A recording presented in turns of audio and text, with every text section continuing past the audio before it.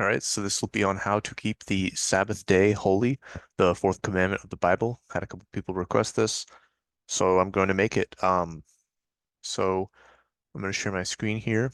So we'll start with the very basics. So first of all, some people that do the lunar Sabbath, they don't understand this, I guess, but we'll start here. This is how you keep the Sabbath very clearly and plainly. Exodus 20. Remember the Sabbath day to keep it holy. 6 days shalt thou labor and do all thy work, but the seventh day is the Sabbath of the Lord thy God. In it thou shalt not do any work, thou, nor thy son, nor thy daughter, thy manservant, nor thy maidservant, nor thy cattle, nor thy stranger that is within thy gates. For in 6 days the Lord made heaven and earth, the sea, and all that is that in them is, and rested the seventh day. Wherefore the Lord blessed the Sabbath day and hallowed it. So God did all his work in 6 days and he rested on the seventh. So we, as his children, we emulate him each 7 days. So this is a 7 day cycle that's being set up, and we rest just as he rested from his work. So it's like a form of worship and honor and respect to his creation of the heaven and earth in 6 days and his rest on the seventh. And so now what I'm going to say here, the seventh day, this is what it is. It has to be on the seventh day. We don't get to choose which day it is. It has to be on day number 7 from the 7 day cycle that's been established at creation. And this 7 day cycle has never been interrupted. So we still know what day it is because we've had people that were keeping track of it. So I'm going to show some historical proof here. So this a good little article on this. But there's some historical witnesses that we have to prove that Sabbath is still Saturday. So first, number one, Cassius Dio, he wrote that the Romans who learned that the Jews rested on the day of Saturn, Saturday, which was known as Saturn's Day in Rome, attacked Jerusalem stronghold or attacked the Jerusalem stronghold on those days. So we know that from Cassius that he was attacking Jerusalem on Saturn's Day, which is Saturday, because that's the day when they rested. So it was like an opportune time for them to do that thing. So this is the historical evidence number one we have that it's on Saturday. So number two, 70 AD, similar to the words of historian Cassius Dio, this Roman soldier equated the day of rest, Sabbath, of the Jews to the day of Saturn, Saturday, which was known as Saturn's Day in Rome. This account of Vespasian. So yeah, this guy recorded something similar as well, Titus. So, so a Roman soldier named Frontius recorded this. So this is your second witness here. And then third witness, and this is probably one of my favorites, because the Greek word Sabbaton, used in the original Greek manuscripts of the New Testament, which is translated as Sabbath in English, is the same word that is used for Saturday in the Greek language even today. In other words, the day which is known to us as Saturday is called Sabbato by the Greeks even today. So this is a remarkable piece of evidence which has survived almost untouched to our very present age, making Sabbath and Saturday one and the same. So I love this one because people like to be like smart Alex. They like to say, "Oh, show me where it says Saturday in the Bible." Well, here you go. It's in the Greek New Testament that Saturday, Sabbath, that's the same thing. So, that's further proof that it's on Saturday. The reason it was changed to Sunday, and I'm not going to go into this in super big detail, is for a couple of reasons. It started off really with Constantine 321 AD.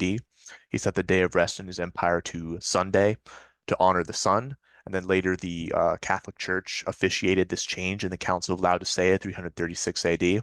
But essentially, it's a tradition of men that God did not command anywhere in the New Testament. So, you're not required to keep Sunday holy. You're supposed to keep the Sabbath day holy. So rest on Saturday. That's when the actual Sabbath is.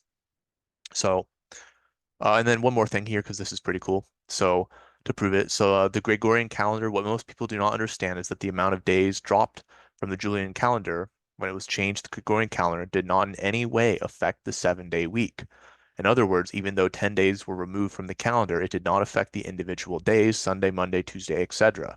So they give an example here. In 1752, it went from Wednesday the 2nd to Thursday the 14th. I think when they made the original change, it was Thursday the 4th to Friday the 15th or something like that. But the point is, it never actually affected the 7 day cycle, so it was never interrupted. So people like to say, like, oh, how can we know that it's actually been the same. Well, we have a 7 day cycle that's never been interrupted throughout history. Like the weekly calendar is separate from the monthly and the yearly calendar. So, you don't really need to know the entire biblical calendar to understand that we have a 7 day cycle. It's never been interrupted. So we know Saturday is the Sabbath day. And it's not literally like 12 a.m. to 12 a.m. And that's the next point I'm going to get into. Because people like to say, oh, you're worshiping Saturn's day. Well, no, we're not even keeping it 12 a.m. to 12 a.m. We're keeping it roughly 6 a.m. to 6 a.m. And people will object to that and say, no, it's Friday evening to Saturday evening. And I'm going to quickly go over this here. Again, I have more videos in depth on this topic about how the Sabbath begins at dawn and not Friday evening. But I'll just show some proof that biblical days began at dawn. The reason why people, the Jews specifically, observe Sabbath from evening to evening is because of a tradition they inherited from Babylon. So when they were exiled to Babylon, roughly 586 BC, I believe, they came back eventually and brought back their reckoning of the day because the Babylonians reckoned their days from evening to evening. So that's where this tradition came from. But we can see in the scriptures that biblical days are clearly reckoned from dawn to dawn. So Leviticus 7:15, this is probably one of the best pieces. In the flesh of the sacrifice of his peace offerings for thanksgiving shall be eaten the same day that it is offered. He shall not leave any of it until the morning. So if the offering has to be eaten the same day that it's offered and the deadline is the morning, that means that the day ends at morning of the next day. Very cut and dry, clear there. So here's another one. 1 Samuel 19. And Saul sought to smite David even to the wall with the javelin, but he slipped out of Saul's presence, and he smote the javelin into the wall, and David fled and escaped that night. Saul also sent messengers unto David's house to watch him and to slay him in the morning. And Michal, David's wife, told him, saying, If thou save not thy life tonight, tomorrow thou shalt be slain. So it's already nighttime. He's going to be slain in the morning, and tomorrow means the next morning when it's already nighttime. So morning begins a new day. And then here's so those are two witnesses from the Old Testament. Here's one from the New Testament. This is really good. So in the end of the Sabbath, as it began to dawn toward the first day of the week, came Mary Magdalene and the other Mary to see the sepulchre. So end of the Sabbath as it began to dawn. So the end of the Sabbath is Sunday dawn. It's not Saturday evening, it's Sunday dawn. And this is really cool too, because the New Testament examples prove that the Messiah's disciples actually knew that it was dawn to dawn as well, because of course the Messiah had zero error. He was sinless. So that's when you observe the Sabbath day. It's from Saturday dawn to Sunday dawn. So don't get confused. Don't do it on Sunday. Don't start on Friday evening. Stay in the narrow path. It's Saturday dawn to Sunday dawn. All right. So and next, I got a couple of the rules to specify what exactly is considered work. I'm going to get more into this later, but the first one, Nehemiah 10, verse 31, and really chapter 13 as well here. But if the people of the land bring ware or any victuals on the Sabbath day to sell, that we would not buy of it on them on the Sabbath or on the holy day. So, no buying or selling on the Sabbath day. You're not supposed to deal with money. You're supposed to be out of the world. You're supposed to be resting, not burdening yourselves with thinking about money. So, and then you'll see something similar here. In those days, I saw some in Judah treading wine presses on the Sabbath, bringing in sheaves. There dwelt men of Tyre also, brought in fish, all manner of ware, and sold on the Sabbath day unto the children of Judah in Jerusalem. I contended with the nobles of Judah and said, What evil thing is this that ye do today and profane the Sabbath day? Did not your fathers thus, and did not our God bring all this evil upon us and upon this city? Yet ye bring more wrath upon Israel by profaning the Sabbath. So I like this one because it's a really good example of like how seriously God takes the Sabbath. He points back to like in earlier times how God brought wrath upon them, so it's still the same case with him then. But yeah, no buying or selling. That is one of the things you have to remember. No work and no buying or selling, because really buying and selling, that is work. And if you remember back to the original commandment, uh, nor the stranger that is within your gates, don't cause him to do any labor either.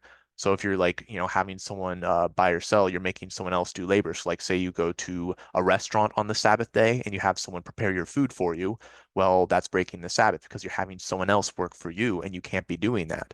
You can't just have like other people doing your burdens for you. You have to let the other people rest as well. So don't cause someone else to work because of you either. That's something important you have to remember. All right. So let's see. All right, and then the next thing.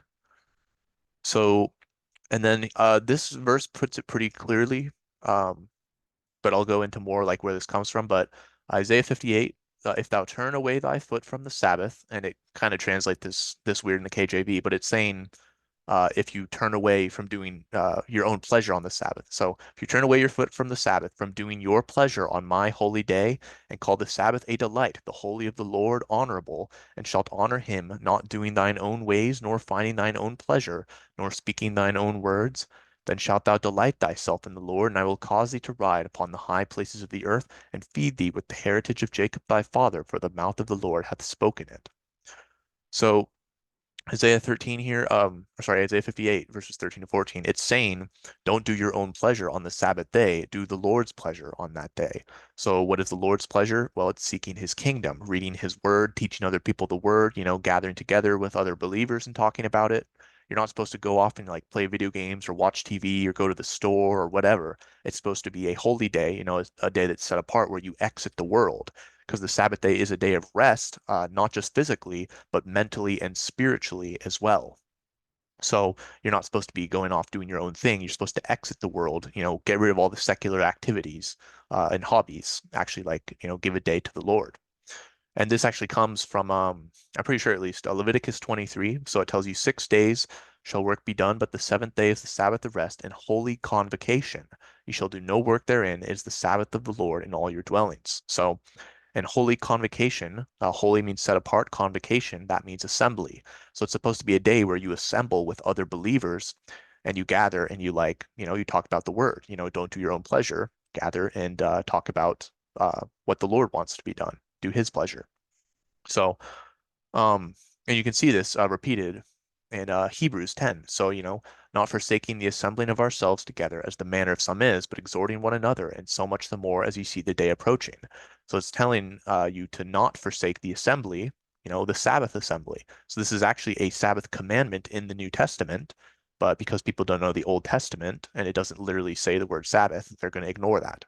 But this is referring to the Sabbath day. Assemble yourselves together on the Sabbath and talk about the Lord's pleasure or talk about the Lord's word and do his pleasure. So, um, Nehemiah, so this is an example of it happening. Really, this is a good chapter. Just read for yourself. But the thing I wanted to point out, so they read in the book of the law of God distinctly and gave the sense and caused them to understand the reading.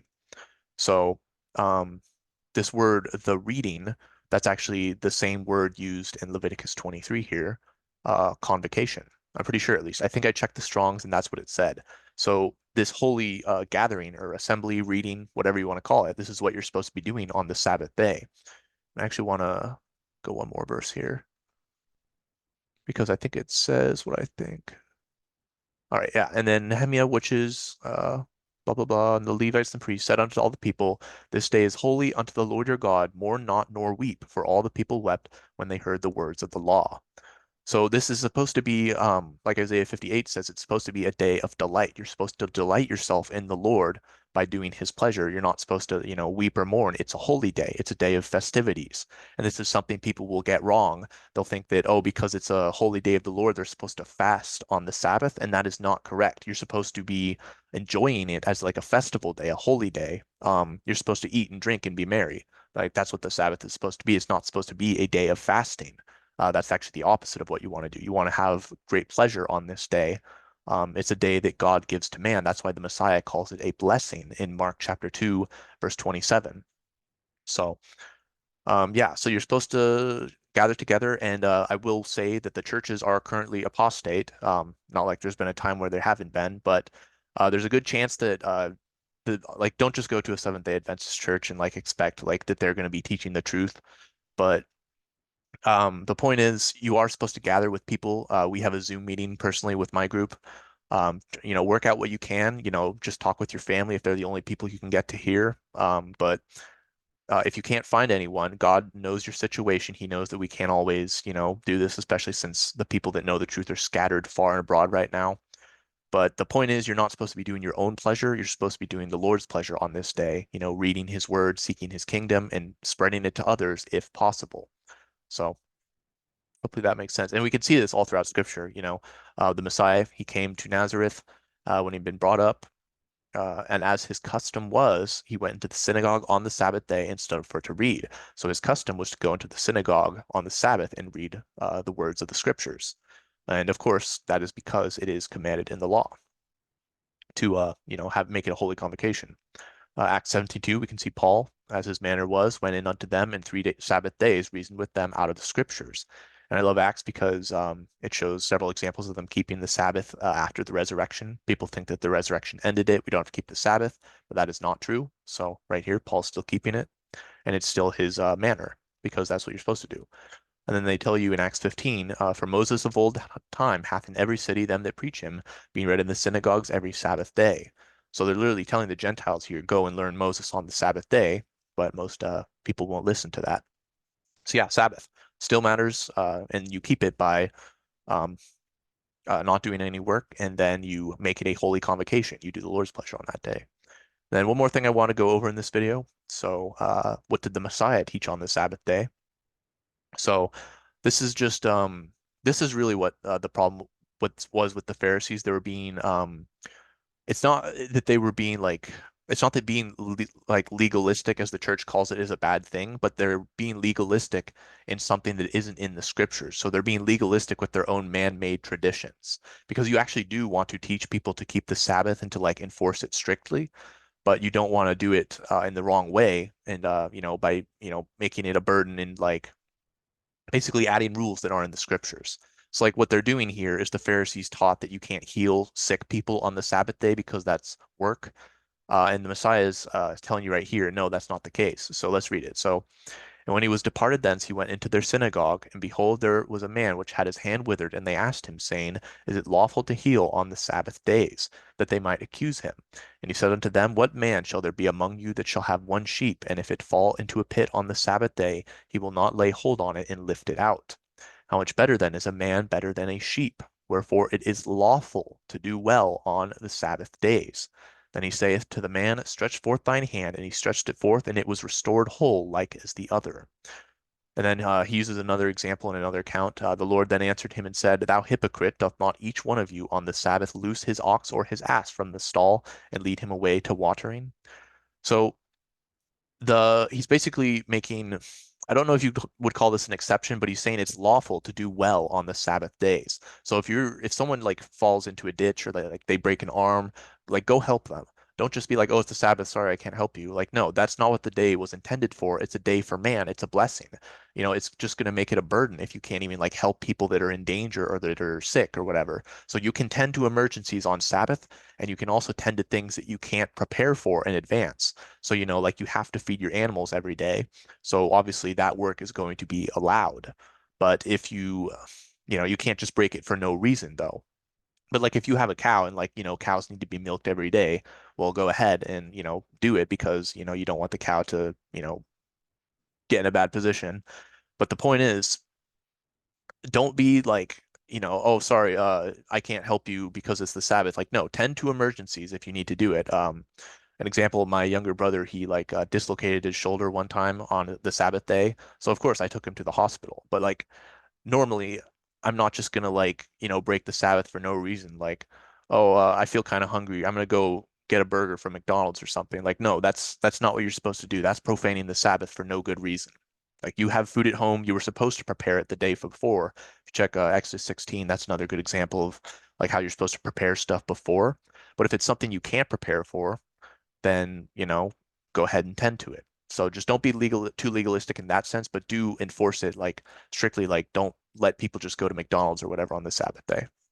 So that's what I got for this video. I think I am going to make a part two. I'm going to go into a bit more of the advanced teachings, like the key of David, and define somewhat more what works is, or sorry, what is considered work on the Sabbath day.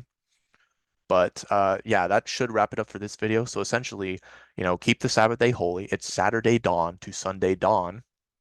Don't do any work unless it's an emergency, something you couldn't prepare for. Don't buy or sell, and then keep the day holy. Don't go doing your own pleasure. Do the Lord's pleasure. Make it a holy convocation. So that's what I got.